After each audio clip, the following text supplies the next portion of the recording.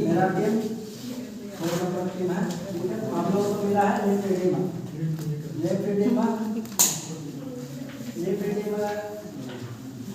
हम लोग का टॉपिक है लिम्फेडिमा, ठीक है।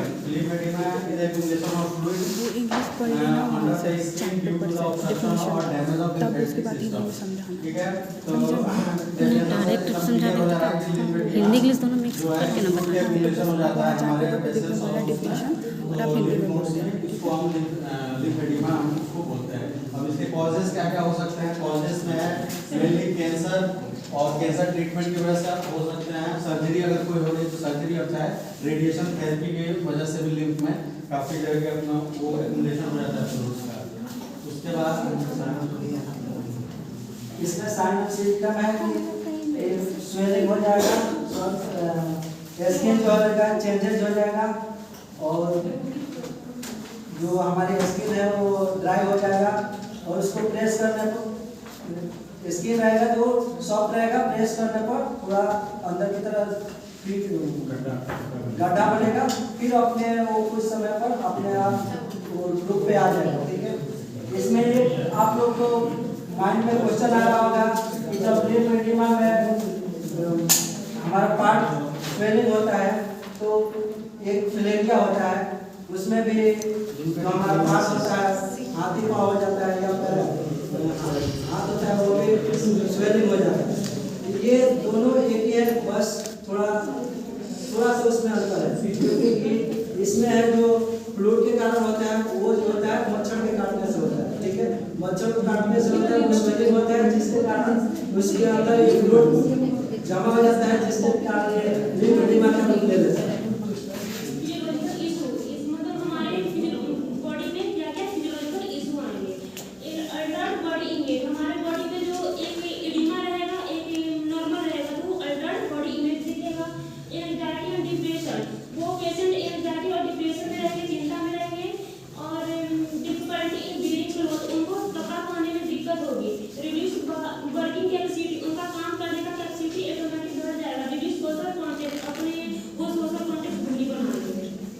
अब इसमें हम लोग करेंगे क्या? इसमें है मैनेजमेंट। जब हमारा ये लिम्फेडिमा हो जाएगा तो इसको हम लोग क्या करेंगे? स्किन केयर करेंगे, और जब ड्राइनेस रहेगा तो इसमें वाल मसाज करेंगे, ठीक है। मॉइस्चराइजर जो भी रहेगा हम लोग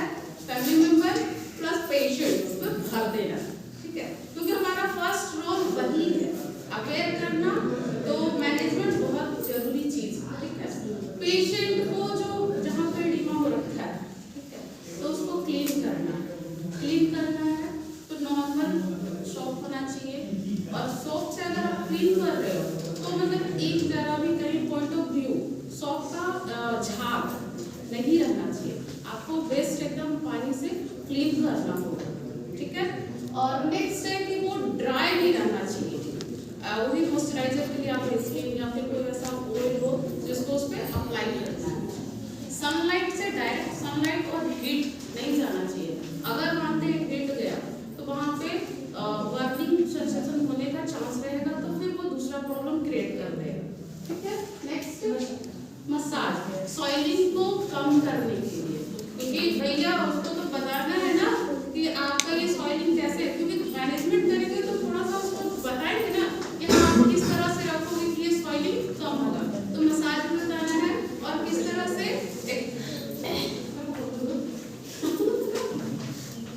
एक्सरसाइज भी बताना है, और प्लस में बताना है कि आप थोड़ा सा अपना जो पैर हो या हाथ हो उसको थोड़ा सा ऊंचा करके रखो, क्योंकि हम लोग जिस लेवल पे काम कर रहे हैं ये वर्ड्स नहीं चलते हैं। आपको ना और भाषा में पेशेंट को समझाना होता है, भैया आप ऐसे करके रखोगे तो आपका ये हो जाएगा। इसलिए बताना है कि तकिया पे हाथ या पैर आप सोते हो